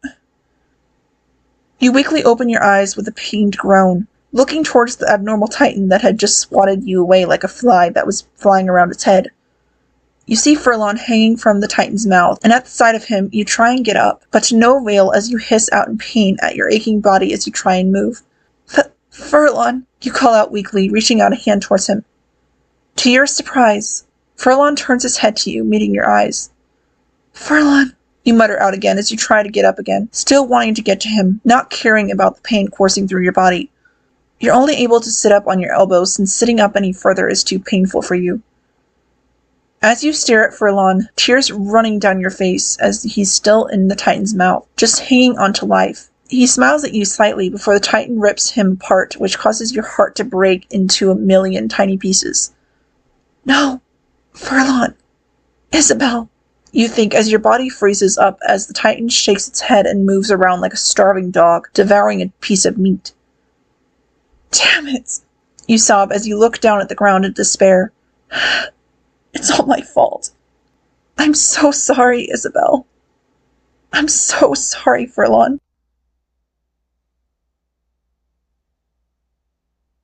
You continue to sob quietly as to not make the Titan come over and attack you when you hear the hoofbeats of a horse in the distance, before the horse lets out a whinny, causing you to turn your head, praying that it's another squad to come and take the Titan down.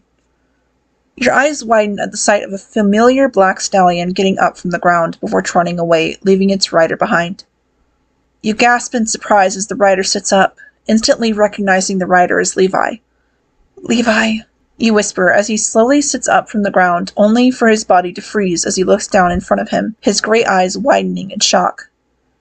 You squint your eyes, struggling to see what's in front of him, but when you do see what he's looking at, your body freezes up again. To you, it feels like your heart stops at the sight of what's in front of Levi as he stares down at it in complete shock and sadness. Isabel, you gasp out before you see the Titan turn to look at Levi before spitting out Furlon's top half. You look back over at Levi to see him staring at Furlon in surprise. Oh, Levi, you whisper, knowing that he probably thinks that you're dead too, and that it's all his fault. You try to get up again, so that you can try and get to him before he does something reckless, but your muscles hurt too much. Shit! You hiss out in pain as you feel your ribs aching painfully, telling you that you definitely have at least 2 broken ribs. The Titan growling makes you turn to it again, watching as it looks around, presumably for Levi. That's when you see something shoot in front of the Titan, striking it and making it jump back in shock, letting out a roar. You realize that it's Levi as he comes down from above the Titan, slicing one of its ears off with ease. Levi zooms around the Titan, slicing at it multiple times before he cuts off the Titan's head, and cutting its arm and hand to little pieces. With a final yell of anguish, Levi spins down the Titan's other arm, slicing the Titan's nape. The Titan's mangled body crushes to the ground, finally dead as Levi stands beside it in front of Isabel's head, his head hung low as tears slowly streamed down his face. You wish that you could comfort him and reassure him that this wasn't his fault. But since you can't stand, You can't.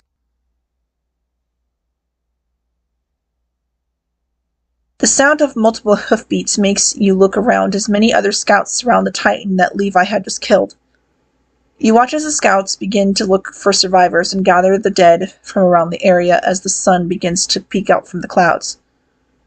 I take it you're the sole survivor? Ervin Smith's voice says, making you look up to see him looking at Levi as he's still crying and looking down at Isabel's head.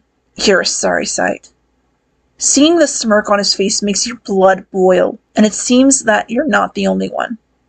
Levi turns to glare at Ervin, his gray eyes filled with hatred, anger, and sadness, as he storms up to him, swinging his sword at him.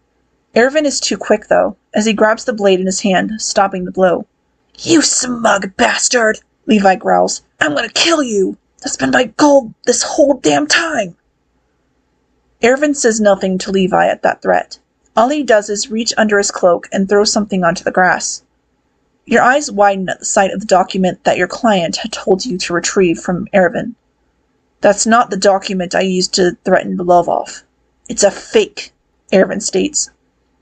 As for the real document, it should be in the hands of Premier Dallas Zachary by now. Your client is finished. Are you kidding me? Levi asks while glaring at Ervin. If you knew we'd been hired by Lovov, then why the hell would you bring us into the Survey Corps? What's wrong with you? Levi asks angrily before lunging at Ervin, only to get held back by a scout that was standing nearby. Levi struggles against the scout holding him back for a moment, before falling to his knees in anguish. Stop. Don't regret this, Ervin says after a moment, causing Levi to look up at him. If you give in to regret, you'll be left scared and indecisive. Then in your next fight, you'll put your fate in someone else's hands. And then you'll gain a new tragedy to regret. He pauses for a moment and then continues. You couldn't have known how the choice you made here today would turn out, but you can give that choice meaning by using it to inform your next choice. We're about to resume the expedition. Get up. You're still needed, Ervin orders as he turns around and mounts his horse. You watch as Levi watches him in shock before getting up to his feet, wiping his eyes and slowly following him. Levi, you tried to call out to him, but your voice is hoarse and weak, so he can't hear you. Oh my God! Last name! A voice says from your left. You turn to see a scout rushing over to you. Section Commander! The scout shouts out to Ervin, catching both his and Levi's attention. Yes, what is it? Ervin asks, stopping his horse. We have a survivor over here, sir, the scout answers as he helps you slowly sit up. You raise your head up so that Levi can see that it's you, and you smile gently up at him. At the sight of you, you can tell that Levi's surprised to see that you're alive, but you can also see that he's utterly relieved that you are alive. Levi drops his swords, letting them clatter on the grass beside him, before he comes running up to you and the scout holding you up. Levi drops to his knees next to you, tears running down his face again as he stares into your eye-colored eyes. Oh my God. YN, he whispers with a shaky voice as he brings you into a tight hug. You grit your teeth in pain at how tight he holds you, but you embrace him just as tightly, relieved that he's okay too. Levi, I'm so... He cuts you off by shaking his head against your shoulder. Don't, he begs as he pulls away from you slightly so that he meets your teary eyes again. Please, don't blame yourself, YN. Please. I'm just so glad that you're all right, he whispers as he cups your cheek gently and leans his forehead against yours, making you smile as you lean into his touch as you stare into his still gray eyes. You can't get rid of me that easily. You smile gently, trying to lighten up the mood, which makes Levi smile gently at you. Come on, let's get you out of here, all right? He asks after a moment of silence. You nod as he and the scout that had found you help you up to your feet and into one of the wagons for the injured and dead. Once inside the wagon, Levi climbs inside, taking a seat next to you before taking off his green cloak and setting it over you. Thanks. You smile as you lean your head onto his shoulder as the wagon starts moving. You're welcome, YN. He replies back gently, and you can tell that he's smiling down at you as he leans his head against yours. Let's get moving. You hear Ervin shout to the remaining troops. I didn't want to run into any more Titans.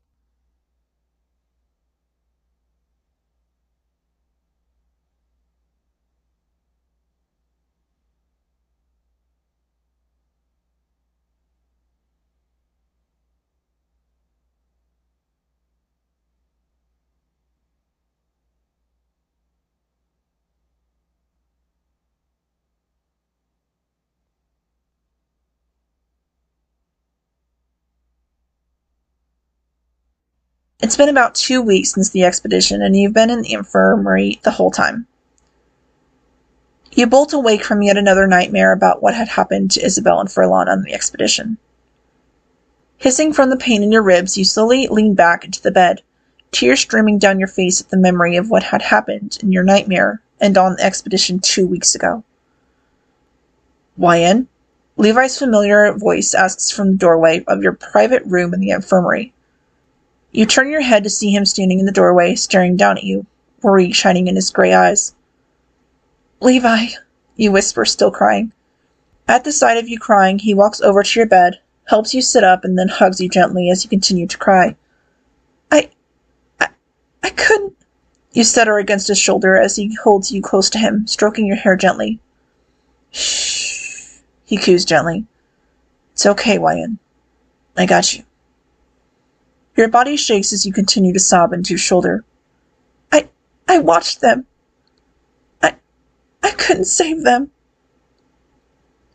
YN, we've talked about this already, Levi tells you as he lifts your head away from his shoulder, his gray eyes meeting yours. It wasn't your fault. But... No, don't, he begs, his voice cracking slightly. Please, don't. Okay. I won't. You sniffle as you stare into his eyes. He gives you a small smile and thanks as he wipes his thumbs under your eyes, leaning his forehead against yours as he wipes the tears from your face. You lean into him, closing your eyes, just relishing in being in his presence, after not seeing him all day since he's been training. Levi leans back slightly a moment later, which causes you to open your eyes and meet his as he stares down at you gently. What? You ask him gently. Nothing, he answers with a slight shake of his head before he leans forward, gently pressing his lips to yours in a gentle kiss. At the feeling of his lips on yours, your body tenses up slightly as your cheeks heat up, telling you that you're definitely blushing.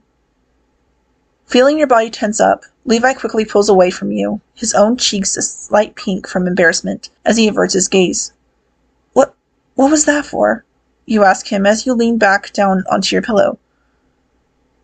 No reason, he stutters out after a moment before making a move to get up from the bed. Knowing that he's going to leave the room, you quickly grab his wrist, stopping him in his tracks. Levi, wait. Please, you beg gently as you tug on his arm gently, silently telling him to turn to you again as you sit up again. YN, what are you... he asks as you get up from the bed so that you're standing in front of him. You say nothing to him as you step forward, pressing your lips to his in a gentle kiss, this time surprising him as his body tenses up. After a moment or two of you kissing him gently, Levi finally relaxes against you, holding you by the waist gently, which makes you smile as you wrap your arms around his neck, your fingers running through his ebony black hair. A couple more moments pass before he pulls back from you, his eyes only halfway open as he looks down at you. Well, I guess that's one way to say I like you, you laugh nervously. I like you too, brat, Levi responds as he kisses you on the forehead gently, which makes you smile. Now, get back in bed before you hurt yourself even more than you already are, he scolds after a moment. All right, you mutter as he helps you back into bed.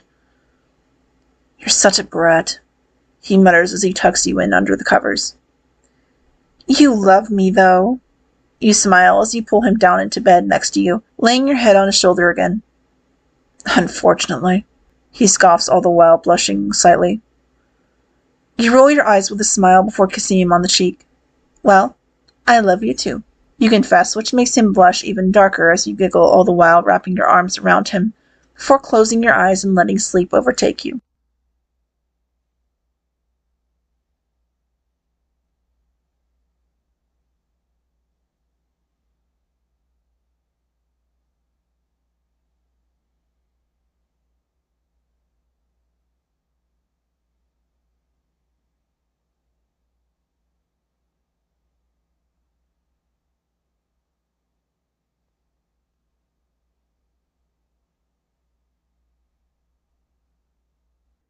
You stare at the wall as the gate opens, signaling the start of another expedition beyond the wall.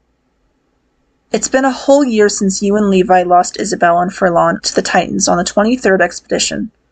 But one thing's for sure, you'll never regret the choices you've made up until this point. Neither you nor Levi know what could have been, and you never will. Whether you choose to rely on your own strength, or put your faith in the resolve of your comrades, neither of you have a clue what'll happen in the future. But Ervin Smith might. His eyes are fixed on something neither you or Levi can even guess at. Both you and Levi will go along with whatever it is that he's fixed on. And both of you will stand by this choice until you're both dead. And neither of you will regret it. Not ever.